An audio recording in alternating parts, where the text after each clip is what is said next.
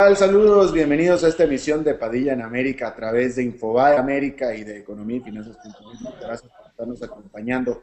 Hoy vamos a retomar el tema de Venezuela y vamos a hablar de la situación política y legal actual. Obviamente vamos a cuestionar esto, sabemos perfectamente bien cuál es la situación legal. Para el gobierno de Venezuela es perfectamente legal.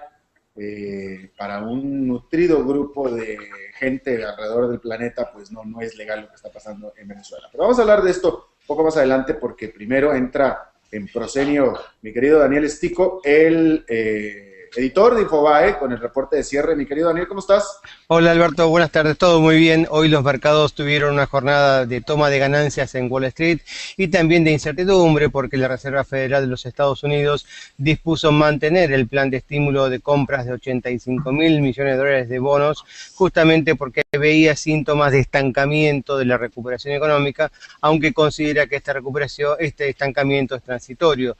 De esta manera, el Dow Jones termina con una caída del 0,32%, el Nasdaq también 0,36% y Standard & Poor's 0,47%. México terminó también en baja con 0,34%, Brasil sigue cayendo 1,77% por efecto de lo que habíamos comentado en los últimos días, la apreciación del real, y ahí apareció el ministro de Economía de Manteiga diciendo que no va a dejar apreciar excesivamente la moneda porque quiere cuidar la competitividad de sus industrias. Chile subió 0,51%, Perú fue destacada en la jornada con una suba de 1,83%, Argentina bajó 0,22%, también tomas de ganancias, y Venezuela terminó con una leve suba del 0,24%. Listo, mi querido Daniel Estico, te agradezco muchísimo el reporte. Un abrazo. Gracias, igual. Bueno, vamos a hablar del tema que nos está ocupando el día de hoy y vamos a hablar acerca de la situación política y legal de Venezuela. Por supuesto, todo en el marco de, pues, el estado de salud del presidente Hugo Chávez, que no está ni siquiera en Venezuela, que está en Cuba, y bueno, pues esta en la que la Corte Suprema de Justicia de Venezuela pues determinó que no había necesidad de tomar posesión por parte del presidente reelecto Hugo Chávez. Bueno, vamos a hablar de todo este asunto. Ahora, vamos a aclarar algo, que nuestros dos invitados son conocidos críticos del gobierno de Chávez, uno es colombiano, la otra es venezolana, y no es tanto porque tengamos una agenda per se, pero vaya, por supuesto que las cámaras, la línea está abierta para la gente chavista que quiera hablar del respecto, pero nosotros ya sabemos que lo que van a hablar es que la situación es perfectamente normal y legal. Acá de lo que se trata es de cuestionarla justamente. Bien, las damas primero, y están con nosotros desde Caracas, Venezuela, la periodista Eleonora Brusual, periodista venezolana. Te agradezco mucho que estés con nosotros, Eleonora. No, para mí es un honor estar en tu programa, Alberto. Muchísimas gracias por esa invitación. Muchas gracias a ti. Y nos acompaña desde Bogotá, creo que estás en Bogotá, Francisco Santos. Él es periodista, colega, político, ex vicepresidente de Colombia. ¿Cómo estás, Francisco? Alberto, muy buenas tardes. Y no somos críticos, somos objetivos de la realidad de lo que está pasando en Venezuela. Bueno, gracias, don Francisco. Bueno, a ver, yo creo que voy a empezar. A ver, no, primero con Eleonora, las damas primero, Eleonora. O sea, podemos cuestionar qué es lo que pasó, pero el problema es que en Venezuela, si la Corte Suprema de Justicia dijo que dio su venia y estableció que el presidente Chávez podía no asistir a la toma de posesión, que no había ningún problema, que al cabo que se religió, pues ya mientras lo diga la Corte Suprema de Justicia, pues ya es la ley, ¿no? Ya se convirtió en legal. Mira, Alberto y por supuesto Francisco, hay una cosa muy perversa en este tipo de regímenes, ¿no? Y eso no es nuevo. Todo régimen autoritario, vamos a ponerle un nombre que está de moda, un poco neotiránico, crea una estructura legal que le dé fuerza, le dé basamento a sus barrabasadas, pues. Todos sabemos que en Venezuela no hay autonomía de poderes. Un Estado sin autonomía de poderes no es un Estado democrático. Entonces, por supuesto que esa Corte Suprema de Justicia va a declarar todo lo que le convenga al régimen de Chávez, y algo todavía más perverso, todavía más inaceptable y enervante para cualquier venezolano democrático, lo que le convenga a Cuba.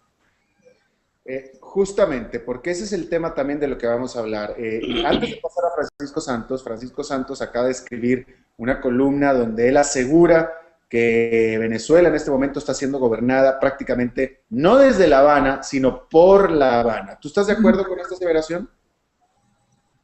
Lo que dice Francisco Santos en su columna La Venezuela sin Chávez. Por supuesto, absolutamente.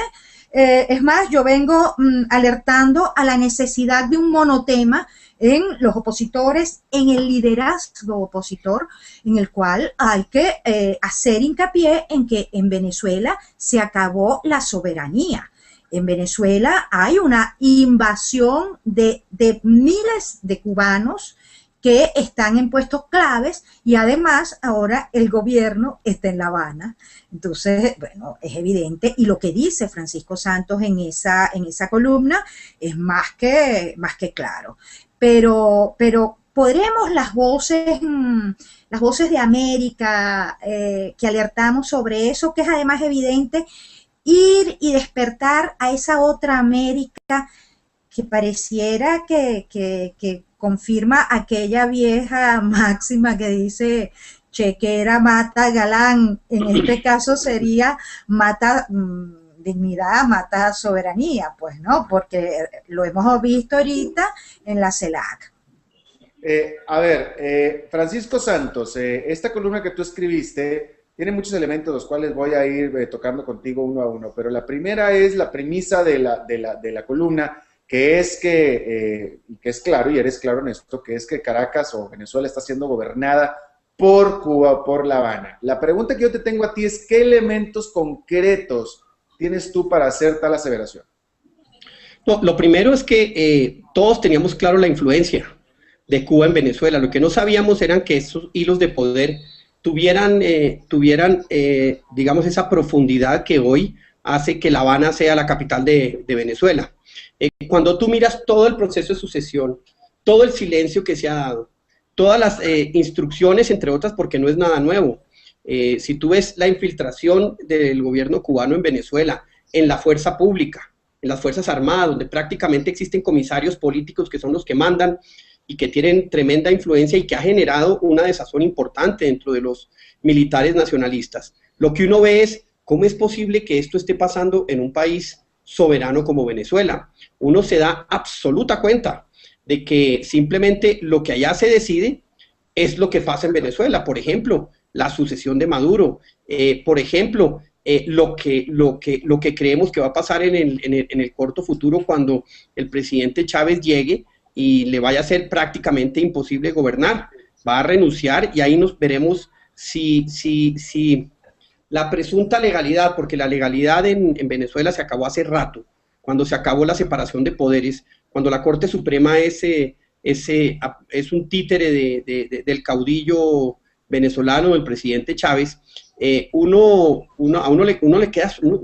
se queda sorprendido e indignado, porque es que desde las épocas de las invasiones de los americanos no teníamos y no veíamos una injerencia en la soberanía tan brutal como la que se ve hoy por parte de Cuba en Venezuela. Y esto no lo digo yo, esto lo dicen los venezolanos, que tienen que enterarse de la salud del presidente Chávez por lo que dice la doctora Kirchner, la presidenta Kirchner, el presidente Morales, y que tienen que esperar a ver cuáles son las señales desde La Habana para saber cuál va a ser el futuro de su país. Creo que lo que era velado hoy queda absolutamente descubierto, y pues tenemos un país que como dice Leonora, en nombre de la dignidad, ha entregado absolutamente su soberanía. Yo creo que es prudente la pregunta relevante, Eleonora. ¿por qué Hugo Chávez decide desde un principio irse a tratar a La Habana? Mira, yo siento que, y es más, yo estoy muy obsesiva con el hecho de la erotización que sufrió Hugo Chávez por parte de Fidel Castro directamente.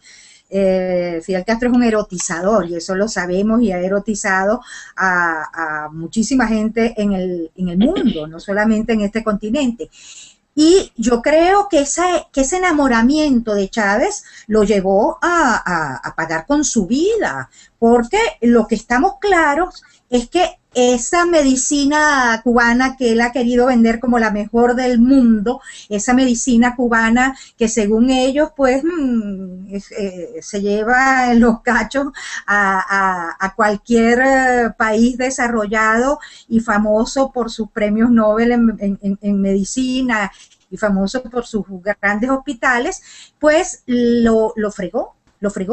Lo que yo soy esposa de un médico y yo estoy muy rodeada de médicos y los oigo conversar sobre esto, porque yo realmente, más allá de aquella vieja cosa de que de la cintura para arriba aspirina y de la cintura para abajo buscapina, yo no sé mucho de medicina, pero sí puedo decir que todo el mundo, los que saben, los médicos venezolanos, que además tenemos una gran medicina y unos médicos maravillosos, consideran que en La Habana se actuó de forma inadecuada con el cáncer de Hugo Chávez. Claro. Uno empieza a pensar desde que está tratándose, era un cáncer incipiente y sin embargo se ha complicado y se ha complicado y se ha complicado y allí lo tenemos. ¿Qué pasa con Chávez? ¿Por qué no da la cara? ¿Por qué ni siquiera habla? Precisamente, Leonora, Francisco Santos en su columna, él establece como que Hugo Chávez regresa. ¿Regresa a qué? A renunciar. Pero la pregunta es, ¿tú crees, en Caracas se cree que Hugo Chávez va a regresar? Ahí hay otra cosa perversa, ¿no?, en todo esto. Mira, Chávez es el perfecto alumno de Castro. Y en 54 años hemos visto las cosas espantosas, las manipulaciones espantosas, las trácalas espantosas que ha hecho un Fidel Castro.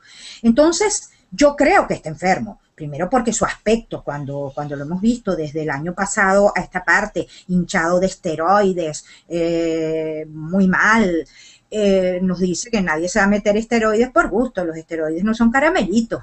Él está enfermo. Ahora, a mí no me sorprende que lo parapeteen y el tipo llegue como una chomba, hablando y diciendo, porque a ellos les interesa primero sembrar un mito y luego que Maduro sea presidente.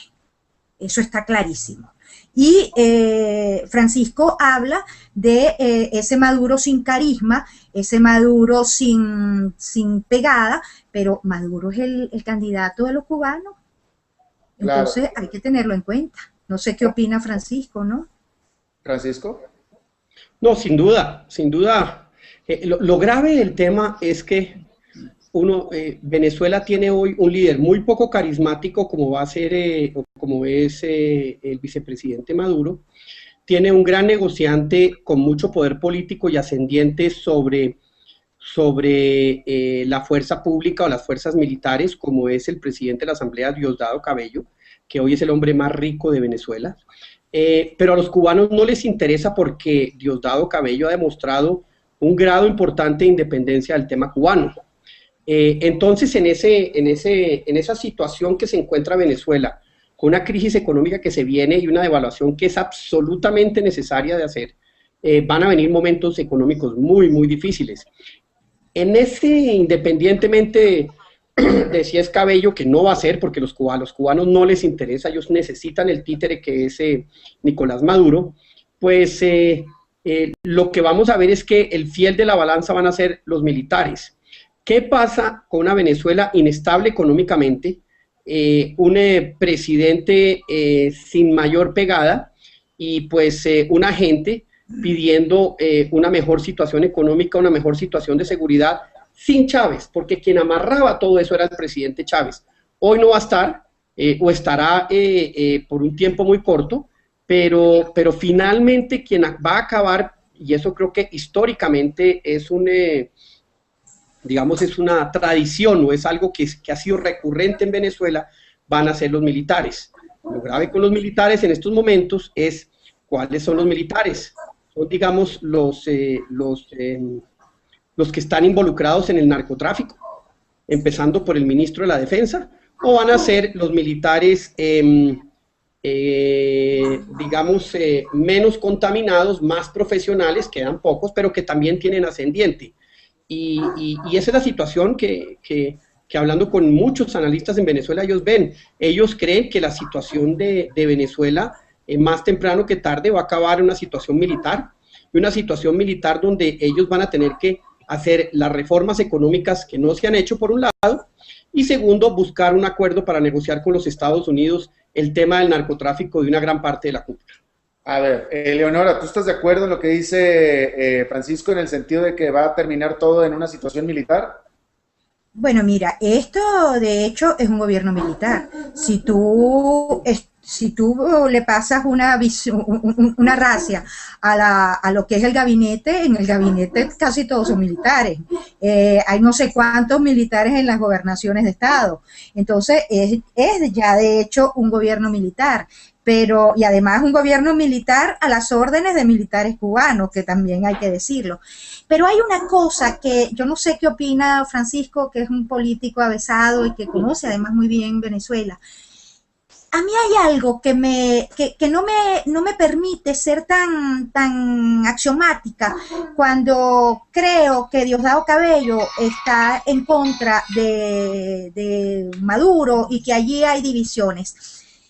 Los chavistas, la cúpula chavista, la jerarquía, la nomenclatura chavista, se juega cosas terribles. Ellos han cometido crímenes de lesa humanidad. Ellos han traicionado a la patria. Ellos han hecho cosas espantosas. Ellos se han enriquecido groseramente. El señor Diosdado Cabello, de ser un tenientico, porque era un teniente, ese es el grado militar que tiene, hoy en día es uno de los hombres más ricos, no de Venezuela, del continente. Entonces... que eso fue algo que, perdóname que me detenga ahí, porque sí, fue algo que acaba de asegurar también Francisco Santos. ¿Qué elementos tenemos para pensar que eso, bueno, no dudo que viva en una mansión y etcétera, pero qué elementos tenemos que pensar y sobre todo de dónde le llegó la plata de Diosdado Cabello para que fuera uno de los hombres más ricos de Venezuela? Bueno, mira, aquel viejo pasodoble que dice de dónde saca para tanto como destaca, ¿no? Eso es una pregunta, porque si tú lo que has hecho en 14 años es ser un funcionario público, no puedes tener tampoco una mansión, ni siquiera una mansión. Y se habla de que este señor es un poder económico. Sí. Y se habla de importantes testaferros y es vox populi. Pero a lo que yo iba, Alberto, es que yo creo que esta gente se van a poner de acuerdo, porque no ponerse de acuerdo les significa terribles juicios, pueden ir a la cárcel, tienen juicios no solamente dentro del país, sino juicios internacionales. Francisco Santos, tú hablaste también acerca de que Diosdado Cabello es uno de los hombres más ricos de Venezuela. Quiero suponer, que esto es una pregunta, quiero suponer que esta afirmación que tú hiciste la haces en tu capacidad de alguien que tuvo acceso a reportes de inteligencia, que estuvo metido bueno, pues de nuevo, en reportes de inteligencia y con gente que sabe al respecto. No, Alberto, mira, este es un tema en el que uno habla con empresarios colombianos que todavía hacen, los pocos que todavía hacen negocios en Venezuela, hay muchos empresarios venezolanos, y te dicen, todos los negocios pasan por manos de Diosdado Cabello. Con él es con el que se hacen los grandes negocios en Venezuela. Y te dicen el poder de la movilización del Estado venezolano para asignar contratos, compras, etcétera, pues como decimos aquí en Colombia, la gran palanca es Diosdado Cabello, y normalmente, y en la mayoría de los negocios va a través de testaferros. Eso es lo que le dicen a uno, pero es que no uno, ni dos, ni tres, sino 10, 20 y 30 de los empresarios con los que yo he hablado. Es Vox Populi también, pero allá no se mueve una hoja en el Estado sin que Diosdado Cabello tenga algún tipo de influencia, y obviamente eso le da el poder para negociar o pedazos de negocios o inmensas comisiones. Y es un poder económico muy, muy grande, pero yo sí creo que quienes finalmente deben y van a tomar las riendas de Venezuela van a ser los militares. Una cosa es Venezuela con Chávez, que permite todo lo que está pasando, y otra cosa es Venezuela sin Chávez, donde eso va a generar un caos tremendo, con una dificultad inmensa para la oposición. Yo me quedé sorprendido que la oposición, el 10 de enero, cuando se dio ese golpe de Estado, esa pseudo transición presidencial avalada por una corte de marionetas en la Corte Suprema, pues no dijeran nada y no pasara absolutamente nada. Obviamente fueron muy golpeados en las elecciones de diciembre, pero yo siento que eso que vimos nosotros también, para convertirlo en una alternativa real de poder, en las elecciones anteriores donde uno sentía esa vibración, esa fuerza de la oposición, creo que quedó inmensamente desgastada en esas elecciones y va a ser dificilísimo que se vuelvan a convertir en el poder que fueron y en una alternativa real a corto plazo. Entonces, no siente uno un chavismo muy débil en términos políticos, una oposición muy débil y unos militares que hacen negocios, que hoy tienen el poder, como bien lo dice Eleonora, pero que necesitan resolver problemas tan fundamentales como, uno, el de la economía, dos, el de la violencia, y tres, el de los problemas con el narcotráfico. Entonces, ¿cómo se resuelven los problemas? Pues eso finalmente acaba siendo una negociación con los americanos, y para eso usted necesita algo para devolverle a los americanos. Y qué mejor que la democracia, una democracia que verdaderamente recupere el libre juego democrático y no esas cartas marcadas con las que ha jugado la oposición. Por eso yo veo inevitable que sean los militares los que finalmente acaben desenredando el ovillo. Pero Francisco, ¿por qué metes a los americanos? ¿Los americanos qué papel van a jugar aquí? ¿Qué tiene que negociar nadie en Venezuela con los americanos? A los americanos, es más, casi diría, a los americanos ni les importa lo que está pasando en Venezuela. No, allá hay unos indictments importantísimos, allá hay unos temas de narcotráfico muy, muy importantes, sobre todo en una parte relevante de la cúpula militar, y eso finalmente es la única manera como se puede levantar o, digamos, disminuir en esa capacidad de presión o hasta desaparecer, es si existe una negociación en la cual finalmente pues estos señores acaban con una, como dicen los gringos, a slap in the wrist y nada más. Pero de resto, lo que sí vamos a ver, si no existe una salida, es unos militares enquistados en el poder haciendo negocios con un sistema pseudo legítimo como el que hoy tienen, o ilegítimo como el que hoy tienen. Ahora, Eleonora y Francisco, los dos, tú primero, Eleonora, por lo que yo estoy escuchando, ya llevamos aquí varios minutos de entrevista y de charla, y ninguno de los dos me parece que no han mencionado, y me parece que por tanto no lo contemplan, el escenario que dice y que manda la Constitución, y que es que si el presidente en funciones fallece en estas fechas, por ahora, en el corto plazo, en este año, el que entra al poder tiene que llamar a elecciones en el corto plazo. Ustedes no lo han mencionado para nada. ¿No creen que va a suceder esto? Bueno, tendríamos que ver, Alberto y Francisco, si realmente fallece Chávez y si lo dicen, porque ya llega uno a pensar, mira, que esto puede resultar el Cid campeador, ¿no? O sea, el tipo sigue ganando batallas, como le gusta a Chávez hablar, pues ya muerto, ¿no? Yo no tengo capacidad para oponerme a ningún absurdo. Yo creo que mi país se ha convertido en el país del absurdo, en el país de lo imposible posible, porque esto, mira, yo vivo aquí, yo soy periodista, yo tengo información, yo digo, pero Dios mío, ¿qué es esto? Cuando Francisco habla de la poca fuerza que tiene el liderazgo opositor, yo no le puedo discutir eso, es verdad. Es verdad. Y yo me pregunto, y Alberto conoce de economía muchísimo, mira, lo que viene aquí en el terreno económico es terrible, porque esta gente han dilapidado la riqueza mayor que le ha entrado a este país. Entonces uno se pregunta, bueno, ¿qué va a pasar? ¿No es mejor entonces que esto lo agarre otro y que la oposición luego, que ese sea el gobierno de transición, que tenga que poner orden en la casa? Porque cada vez que, eso es como una casa de familia, cuando tú tienes que poner orden, todo el mundo sale chillando. Entonces, eso hay que tenerlo previsto, ¿cierto, don Francisco?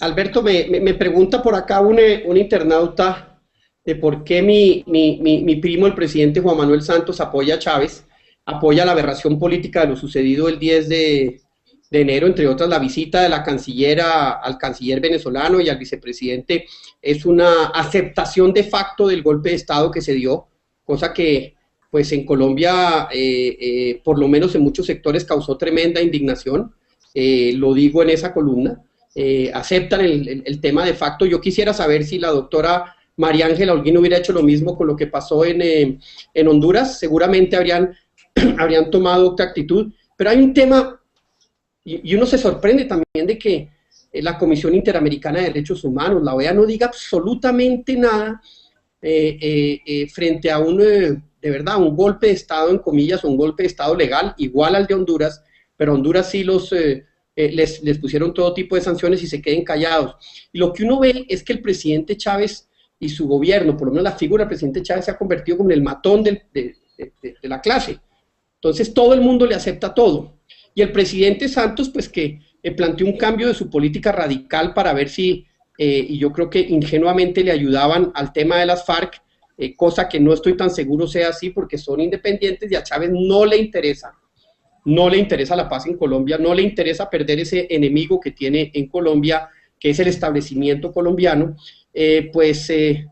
ha jugado como si al otro lado tuviera un contrincante que juega limpio, o que acepta los reglas, o que acepta los acuerdos, no. Y desafortunadamente le ha dado una legitimidad y le ha quitado legitimidad a la oposición al decir que una Venezuela sin Chávez es ser una Venezuela inestable, que la verdad a mí personalmente como colombiano me da tristeza como demócrata y me da tristeza inmensa con la oposición venezolana. La verdad, no entiendo las razones por las cuales el presidente Santos, que había podido hacer una política, digamos, menos confrontacional que la de Uribe, pero no entreguista, como decimos aquí en Colombia, abierta de piernas, como le está haciendo con Venezuela. No se ha recuperado el comercio, el tema con la paz no ha funcionado, quizás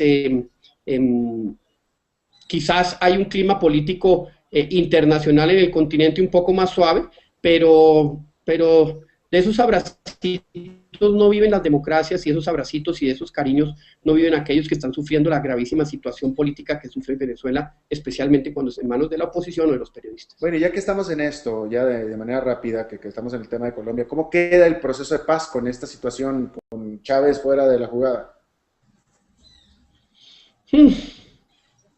Pues yo no sé. Mire, el otro día hablaba yo con una persona que está en una zona muy profunda de las montañas de Colombia, lleva viviendo allá 40 años, y le pregunté, bueno, ¿qué dicen los indígenas y los guerrilleros de allá?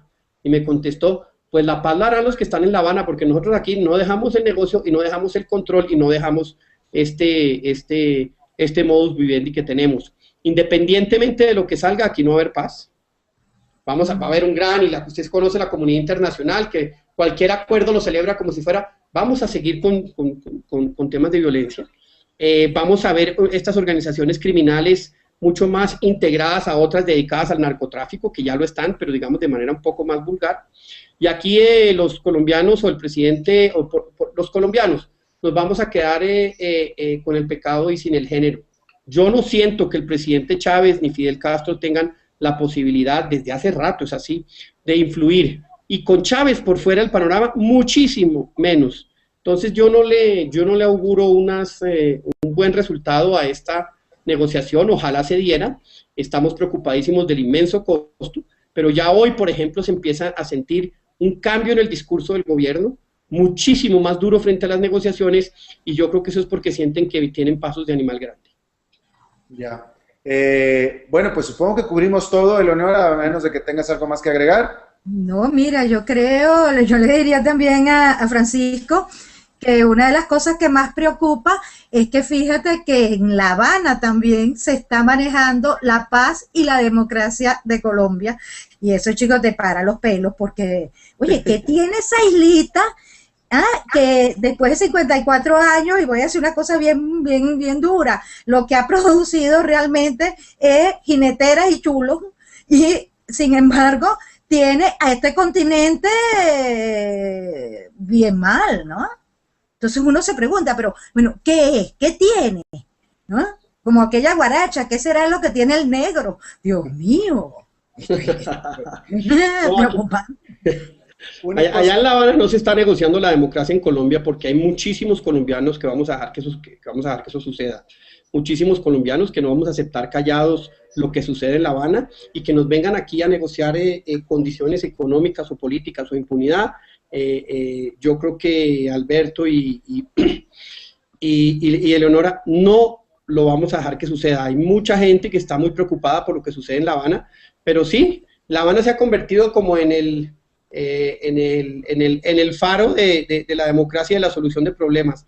Qué vergüenza la que siento yo cuando Latinoamérica tiene que depender precisamente de una dictadura para resolver sus problemas o pensar que de pronto los puede resolver y no simplemente dejar a Cuba como lo que es una pequeña Corea del Norte.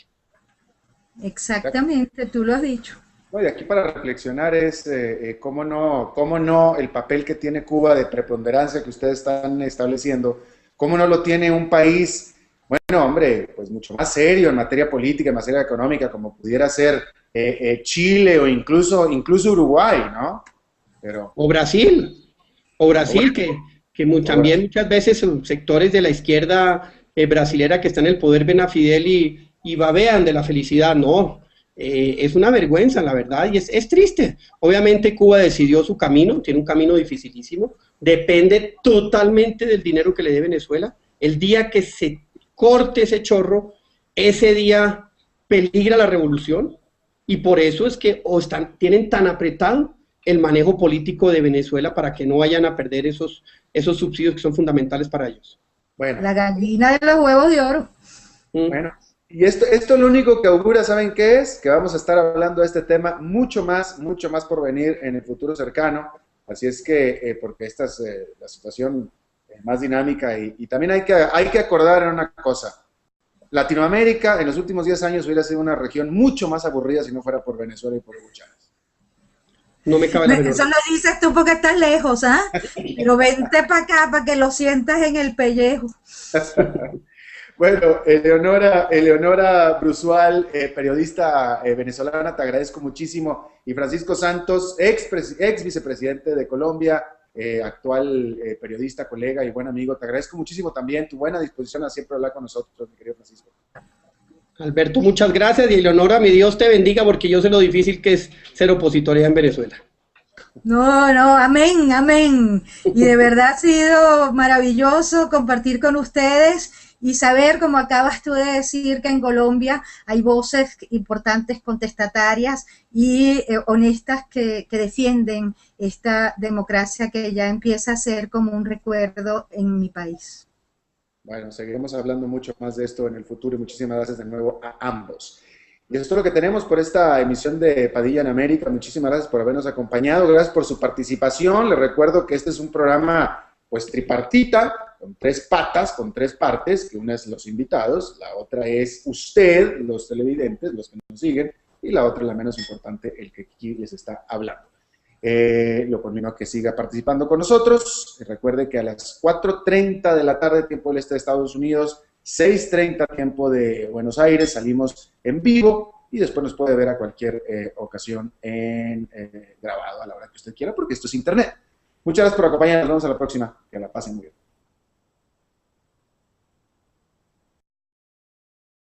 Cuba y bueno, pues esta en la que la Corte Suprema de Justicia de Venezuela pues determinó que no había necesidad de tomar posesión por parte del presidente reelecto Hugo Chávez. Bueno, vamos a hablar de todo este asunto. Ahora, vamos a aclarar algo, que nuestros 2 invitados son conocidos críticos del gobierno de Chávez, uno es colombiano, la otra es venezolana, y no es tanto porque tengamos una agenda per se, pero vaya, por supuesto que las cámaras, la línea está abierta para la gente chavista que quiera hablar del respecto, pero nosotros ya sabemos que lo que van a hablar es que la situación es perfectamente normal y legal. Acá de lo que se trata es de saludos, bienvenidos a esta emisión de Padilla en América a través de Infobae América y de Economía y Finanzas. Gracias por estarnos acompañando. Hoy vamos a retomar el tema de Venezuela y vamos a hablar de la situación política y legal actual. Obviamente vamos a cuestionar esto, sabemos perfectamente bien cuál es la situación legal, para el gobierno de Venezuela es perfectamente legal, para un nutrido grupo de gente alrededor del planeta, pues no es legal lo que está pasando en Venezuela. Pero vamos a hablar de esto un poco más adelante, porque primero entra en proscenio mi querido Daniel Stico, el editor de Infobae, con el reporte de cierre. Mi querido Daniel, ¿cómo estás? Hola Alberto, Voy a cuestionarla justamente. Bien, las damas primero, y están con nosotros desde Caracas, Venezuela, la periodista Eleonora Brusual, periodista venezolana. Te agradezco mucho que estés con nosotros, Eleonora. No, para mí es un honor estar en tu programa, Alberto. Muchísimas gracias por esa invitación. Muchas gracias a ti. Y nos acompaña desde Bogotá, creo que estás en Bogotá, Francisco Santos. Él es periodista, colega, político, ex vicepresidente de Colombia. ¿Cómo estás, Francisco? Alberto, muy buenas tardes. Y no somos críticos, somos objetivos de la realidad de lo que está pasando en Venezuela. Bueno, gracias, don Francisco. Que no va a dejar apreciar excesivamente la moneda porque quiere cuidar la competitividad de sus industrias. Chile subió 0,51, Perú fue destacada en la jornada con una suba de 1,83, Argentina bajó 0,22, también tomas de ganancias, y Venezuela terminó con una leve suba del 0,24%. Listo, mi querido Daniel Stico, te agradezco muchísimo el reporte. Un abrazo. Gracias, igual. Bueno, vamos a hablar del tema que nos está ocupando el día de hoy. Vamos a hablar acerca de la situación política y legal de Venezuela. Por supuesto, todo en el marco de, pues, el estado de salud del presidente Hugo Chávez, que no está ni siquiera en Venezuela, que está en Cuba. Buenas tardes, todo muy bien. Hoy los mercados tuvieron una jornada de toma de ganancias en Wall Street y también de incertidumbre porque la Reserva Federal de los Estados Unidos dispuso mantener el plan de estímulo de compras de 85.000 millones de dólares de bonos, justamente porque veía síntomas de estancamiento de la recuperación económica, aunque considera que este estancamiento es transitorio. De esta manera, el Dow Jones termina con una caída del 0,32%, el Nasdaq también 0,36% y Standard & Poor's 0,47%. México terminó también en baja con 0,34%, Brasil sigue cayendo 1,77% por efecto de lo que habíamos comentado en los últimos días, la apreciación del real, y ahí apareció el ministro de Economía de Manteiga diciendo